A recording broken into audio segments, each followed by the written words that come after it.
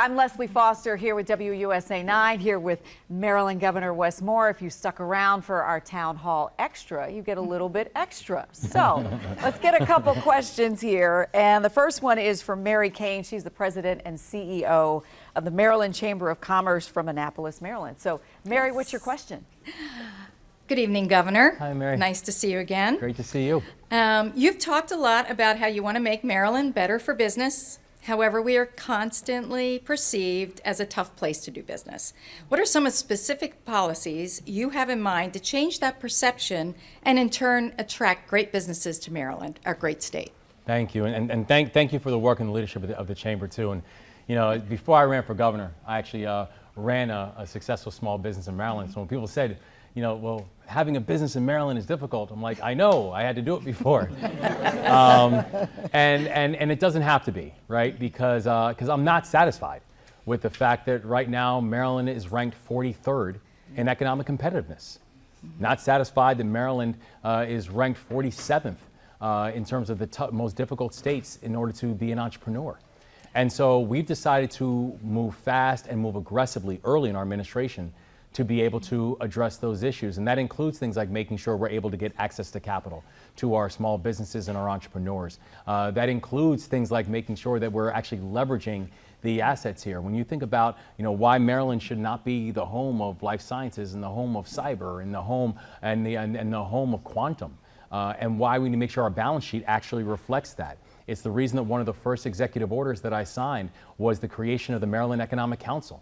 And the Maryland Economic Council is exclusively focused on making our state more competitive by reducing the regulatory red tape, by saying there's no reason that it should take 3 years for a business to get a permit inside of the state of Maryland, and letting these other businesses know that we're going to be actively recruiting them, taking the state on an 8-year roadshow, and ensuring every other business within our community knows that this is the place where you can grow and thrive and leverage the natural resources that the state has.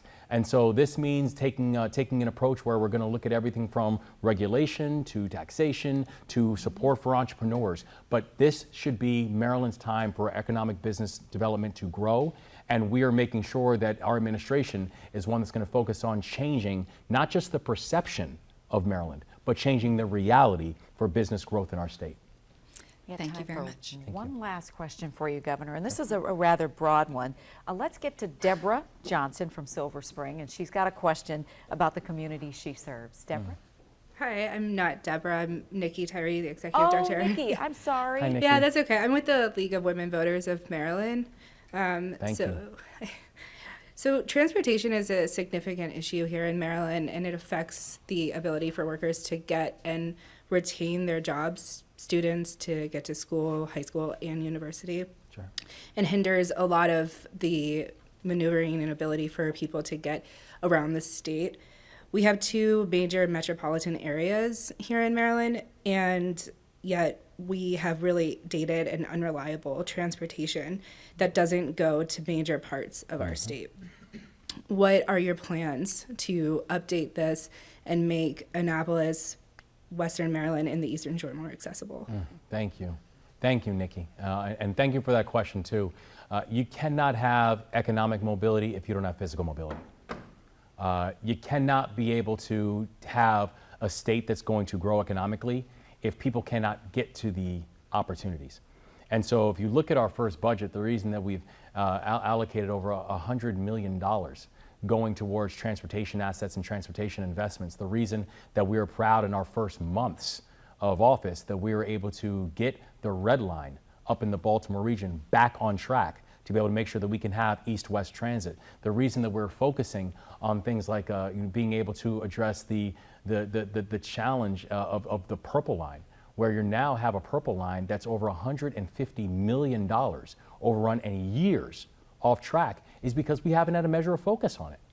So if you look at how we've been able to approach transportation by putting together a world-class transportation secretary in Paul Wiedefeld, someone who understands this work deeply, understands that we're working in partnership with our local jurisdictions to be able to create measurements of accountability, and knowing that every single dollar needs to be thoughtfully and aggressively put in and invested in long-term supports. And also knowing that it's not just about, even though I'm a very big believer in mass transit, but it is also about how are we fixing these roads and bridges, things like the American Legion Bridge, because the American Legion Bridge is literally falling apart. We have got to fix this, and we will fix it in our time to be able to get this done. You've got to have transportation assets that are actually asset mapped and transportation maps that actually make sense for the people of our state and not patchwork. And so that's the commitment that we've made, and I think people have seen in our first 6 months of office that we're serious about actually having a transportation system that moves people from where they live to where opportunity lies. Thank you. Thank you all for Thank you. sticking around to get those extra questions answered. And thank you, Governor, for being here and Thank being you. so accessible to people here in the community. It's my I'm joy. going to step out a little bit and say, we'll invite you back.